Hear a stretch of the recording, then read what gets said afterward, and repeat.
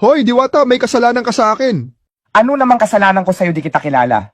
Impostor ka, Diwata, manggagaya ng muka. Bakit ko naman gayahin mukha mo ako nauna sumikat sa'yo?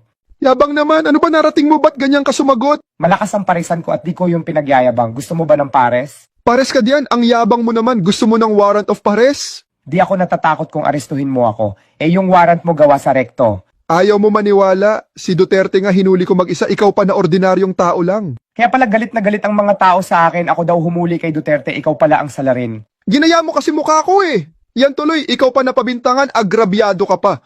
Ako pa talaga magnanakaw ng muka. Kung i-report kaya kita ng copyright. Copyright mo mukha mo, nauna ka lang sumikat pero yung mukha ko ang pinaka-original. Original. Di wag ka gumawa ng di ka nais-nais. Ako pa napabentangan. Ano bang mali na ginawa ko? Parang wala akong maalala, ano ba talaga? Maling-mali yung paghuli mo kay Duterte. Wala kang warrant na pinakita. Ah, maka Duterte ka pala. Utos sa akin pag pro Duterte, hulihin agad. Di hulihin mo ako. Madadamay ka na rin kasi magkaparehas tayo ng mukha.